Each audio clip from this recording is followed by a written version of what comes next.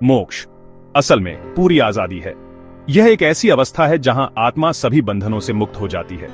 ये जन्म और मृत्यु के चक्र से, जो अनंत काल से चलता आ रहा है, उससे मुक्ति है। यह चक्र, जिसे हम संसार कहते हैं, हमें बार बार जन्म और मृत्यु के बंधनों में बांधता है। दुहक के उस अंतहीन लूप से आजादी है जो हमें इस दुनिया से बांधे रखता है।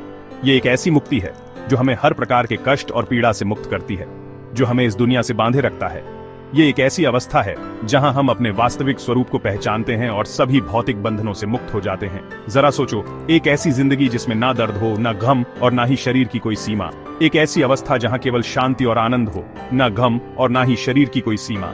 ये एक ऐसी अवस्था है जहां आत्मा अपनी पूर्णता को प्राप्त करती है और सभी सीमाओं से परे हो जाती है। यही मोक्ष का वादा है। ये एक ऐसी अवस्था है जहां आत्मा अपनी वास्तविकता को पहचानती है और सभी भौतिक बंधनों से मुक्त हो जाती है। पुराने भारत की आध्यात्मिक परंपराओं में मोक्ष सिर्फ एक विचार नहीं, बल्कि एक सच्ची हकीकत है। यह एक ऐसी अवस्था है जिसे केवल आत्म साक्षात्कार और आध्यात्मिक साधना से प्राप्त किया जा सकता है। मोक्ष सिर्फ एक विचार नहीं, बल्कि एक सच्ची हकीकत है। एक ऐसी अवस्था जिसे लगन और आत्म साक्षात्कार से पाया जा सकता है। यह एक ऐसी अवस्था है जहां आत्मा अपनी पूर्णता को प्राप्त करती है, बल्कि एक सच्ची हकीकत है। एक ऐसी अवस्था जिसे लगन और आत्म साक्षात्कार से पाया जा सकता है। यह इंसानी जीवन का सबसे बड़ा लक्ष्य है, आध्यात्मिक खोज का अंतिम पड़ाव। एक ऐसी अवस्था जिसे लगन और आत्म साक्षात्कार से पाया जा सकता है। यह इंसानी जीवन का सबसे बड़ा लक्ष्य है, आध्यात्मिक खोज का अंतिम पड़ाव और अपनी असली पहचान का एहसास। ये इंसानी जीवन का सबसे बड़ा लक्ष्य है, आध्यात्मिक खोज का अंतिम पड़ाव और अपनी असली पहचान का एहसास। यह एक ऐसी अवस्था है जहां आत्मा अपनी पूर्णता को प्राप्त करती है, आध्यात्मिक खोज का अंतिम पड़ाव और अपनी असली पहचान का एहसास। मोक्ष अज्ञानता से मुक्ति है, इस बात का एहसास कि हम शरीर और मन की सीमाओं से परे अनंत आत्मा हैं, और अपनी असली पहचान का एहसास। मोक्ष अज्ञानता से मुक्ति है, इस बात का एहसास कि हम शरीर और मन की सीमाओं से परे अनंत आत्मा है।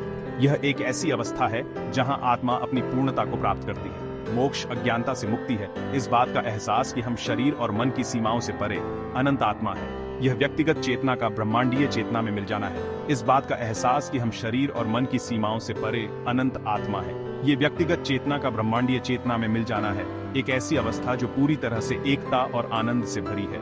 ये व्यक्तिगत चेतना का ब्रह्मांडीय चेतना में मिल जाना है, एक ऐसी अवस्था जो पूरी तरह से एकता और आनंद से भरी है। यह एक ऐसी अवस्था है जहां आत्मा अपनी पूर्णता को प्राप्त करती है, एक ऐसी अवस्था जो पूरी तरह से एकता और आनंद से भरी है। ये मुक्ति कोई दूर का सपना नहीं, बल्कि हम सबके अंदर की एक संभावना है। ये मुक्ति कोई दूर का सपना नहीं, बल्कि हम सबके अंदर की एक संभावना है। यह एक ऐसी अवस्था है जहां आत्मा अपनी पूर्णता को प्राप्त करती है, बल्कि हम सबके अंदर की एक संभावना है। मोक्ष की यात्रा खुद को खोजने की यात्रा है, अपनी सीमाओं को तोड़कर अपनी असली अनंत पहचान को अपनाने का सफर। मोक्ष की यात्रा खुद को खोजने की यात्रा है, अपनी सीमाओं को तोड़कर अपनी असली अनंत पहचान को अपनाने का सफर। ये एक ऐसी अवस्था है जहां आत्मा अपनी पूर्णता को प्राप्त करती है, अपनी सीमाओं को तोड़कर अपनी असली अनंत पहचान को अपनाने का सफर। यह एक ऐसी अवस्था है जहां आत्मा अपनी पूर्णता को प्राप्त करती है, अनंत पहचान को अपनाने का सफर। यह एक ऐसी अवस्था है जहां आत्मा अपनी पूर्णता को प्राप्त करती है और सभी भौतिक बंधनों से मुक्त हो जाती है।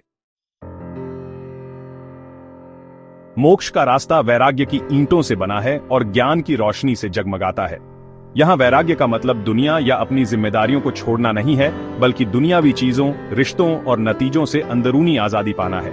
जब हम जिंदगी के नश्वर पहलुओं से चिपके रहते हैं तो हम दुहक पैदा करते हैं और जन्म मृत्यु के चक्र को जारी रखते हैं। इसलिए वैराग्य का मतलब शारीरिक रूप से अलग होना नहीं, बल्कि अंदरूनी आजादी है।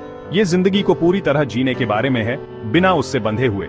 ज्ञान मोक्ष के रास्ते का दूसरा स्तंभ वास्तविकता, स्वयं और ब्रह्मांड की प्रकृति की सच्ची समझ को दर्शाता है। ये ज्ञान सिर्फ किताबों का नहीं, बल्कि अनुभव का है, एक गहरी समझ जो ध्यान, आत्मचिंतन और ईश्वर की कृपा से अंदर से उठती है।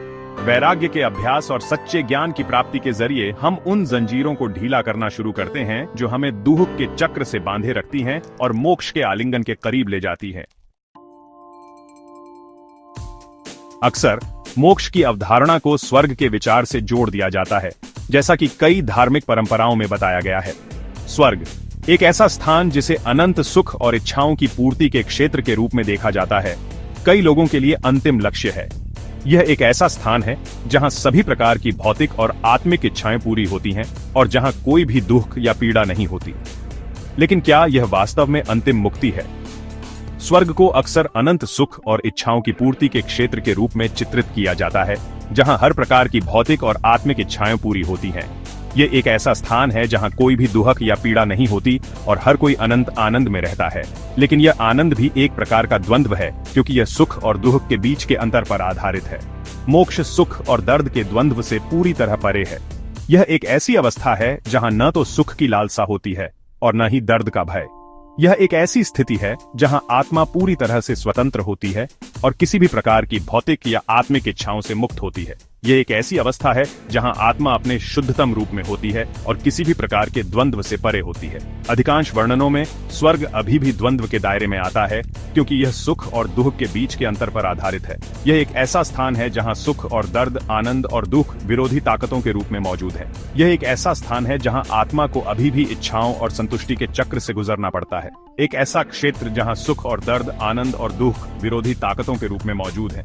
यह एक ऐसा स्थान है जहां आत्मा को अभी भी इच्छाओं और संतुष्टि के चक्र से गुजरना पड़ता है।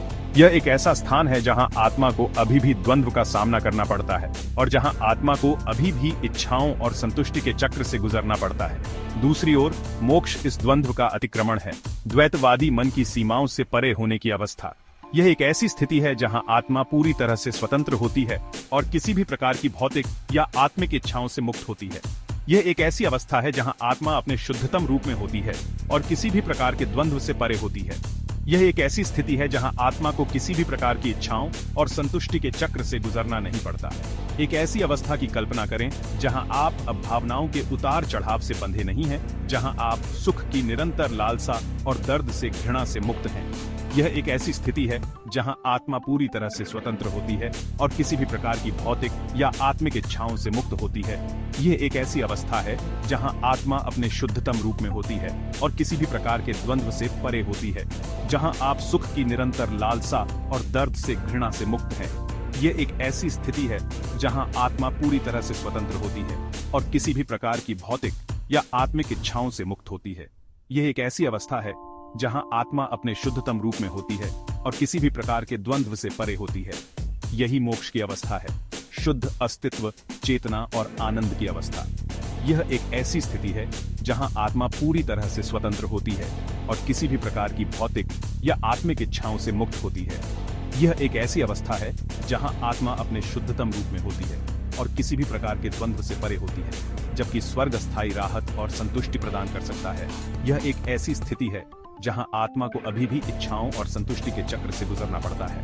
यह एक ऐसी स्थिति है जहां आत्मा को अभी भी द्वंद्व का सामना करना पड़ता है और जहां आत्मा को अभी भी इच्छाओं और संतुष्टि के चक्र से गुजरना पड़ता है। मोक्ष इच्छा और संतुष्टि के उस चक्र से अंतिम मुक्ति है जो ऐसे लोगों की आवश्यकता को बढ़ावा देता है। यह एक ऐसी स्थिति है जहां आत्मा पूरी तरह से स्वतंत्र होती है और किसी भी प्रकार की भौतिक या आत्मिक इच्छाओं से मुक्त होती है। यह एक ऐसी अवस्था है जहां आत्मा अपने शुद्धतम रूप में होती है और किसी भी प्रकार के द्वंद्व से परे होती है। ये परम स्वतंत्रता है, परम शांति है। ये एक ऐसी स्थिति है जहां आत्मा पूरी तरह से स्वतंत्र होती है और किसी भी प्रकार की भौतिक या आत्मिक इच्छाओं से मुक्त होती है। ये एक ऐसी अवस्था है जहां आत्मा अपने शुद्धतम रूप में होती है और किसी भी प्रकार के द्वंद्व से परे होती है। ये मोक्ष की अवस्था है, शुद्ध अस्तित्व, चेतना और आनंद की अवस्था। भाग 4, मुक्त आत्मा, परम आनंद की अवस्था। मुक्त आत्मा मोक्ष प्राप्त करके शुद्ध आनंद और पूर्ण स्वतंत्रता की स्थिति में मौजूद है। भौतिक शरीर की सीमाओं और मन की बाधाओं से मुक्त आत्मा ब्रह्मांड के साथ एकता की गहरी भावना का अनुभव करती है। विशाल समुद्र में वापस विलीन हो रही पानी की एक बूंद की कल्पना करो, अपनी व्यक्तिगत पहचान खोकर अनंत विस्तार के साथ एक हो जाना। यह एक मुक्त आत्मा की अवस्था के समान है, परम वास्तविकता के साथ पूर्ण विलय की अवस्था। जन्म और मृत्यु के चक्र से मुक्त आत्मा समय और स्थान से परे मौजूद है, असीम आनंद और शांति से भरी एक कालातीत अनंत काल का अनुभव करती है। यह शुद्ध होने, शुद्ध चेतना और शुद्ध आनंद की अवस्था है। मुक्त आत्मा हमेशा के लिए मुक्त रहते हुए अपनी आध्यात्मिक यात्रा में अन्य आत्माओं का मार्गदर्शन और सहायता करना चुन सकती है, मुक्ति की प्रक्रिया के माध्यम से प्राप्त ज्ञान और करुणा को साझा कर सकती है। भाग 5। मानव जीवन का उद्देश्य भौतिक लक्ष्यों से परे। अगर मोक्ष ही अंतिम लक्ष्य है तो मानव जीवन का उद्देश्य क्या है? यह एक ऐसा प्रश्न है जो सदियों से मानवता को प्रेरित करता रहा है।